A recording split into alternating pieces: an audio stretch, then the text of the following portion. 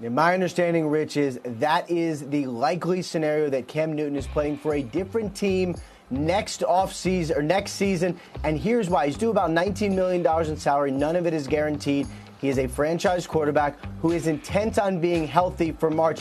That means he is very tradable, similar to Joe Flacco, a place, by the way, like, let's say, Chicago, if they're in the market for a quarterback, something that, from my understanding, Cam Newton would, in fact, welcome if that all worked out. And here is how he is intent on being healthy in March. Remember, we told you a couple weeks ago that the plan was not to have surgery. He wanted to rest and try to get back on the field this year. Now that he is on injury reserve, that has changed. I'm told he is considering surgery to repair the torn ligaments in his foot. It would take him about 8 to 10 weeks to recover, so he'd be healthy in time to either get released or for Carolina to trade him. Yo, so y'all hear it now. So Cam is he's on IR for the rest of the year.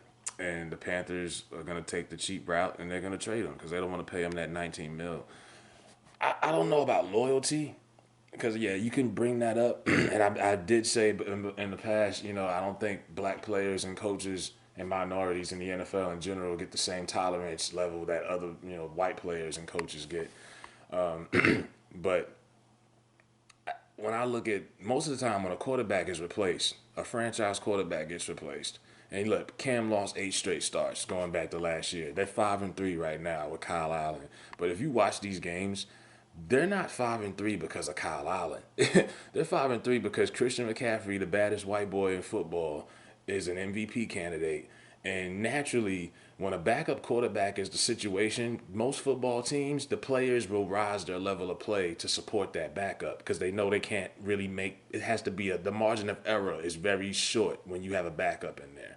There's a big difference between the starter franchise quarterback and the backup quarterback. It's probably the most marginal difference between any position in football. The starter and the backup is a big difference usually.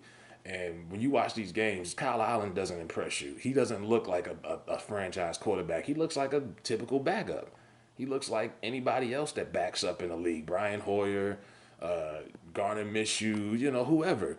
And it's like with the Chiefs. The Chiefs were horrible on defense when Pat Mahomes was there. In Pat Mahomes' absence, they played some of their best defensive football all year. They've risen their level of play because when he was there, they felt like, oh, we got the best offense in football. We could just, do whatever. They know that the margin of error is not what it used to be, so they're playing better. I don't think the Panthers' 5-3 record is a reflection off of Kyle Allen. Kyle Allen is not a franchise quarterback, and they're going to trade Cam Newton in March. They better get somebody good for him because I don't think they have the answer in Kyle Allen if they're trying to get back to a Super Bowl because they were just at Super Bowl 50 3 years ago.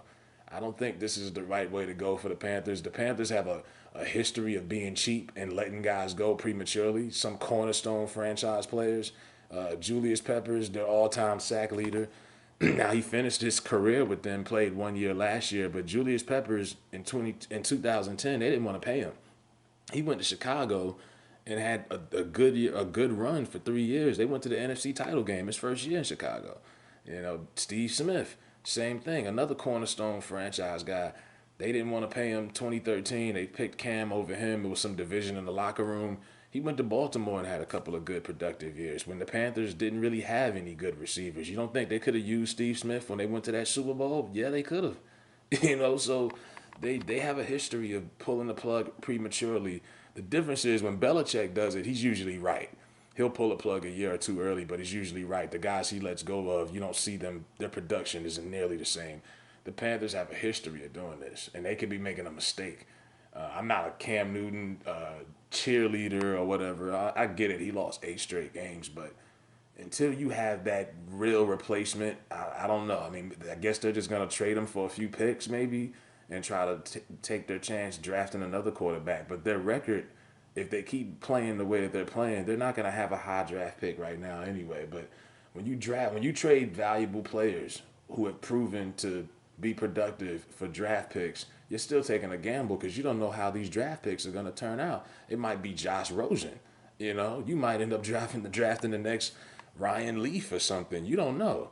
So, yeah, I think the Panthers are making a mistake. But, Cam obviously ain't pressed. It'd be funny if he went somewhere like Tampa, and started kicking their ass. But they're saying Chicago. I can see Chicago doing it because the Bears have really fucked up with Mitch Trubisky. I mean, they passed up on Pat Mahomes and Deshaun Watson for Mitch Trubisky.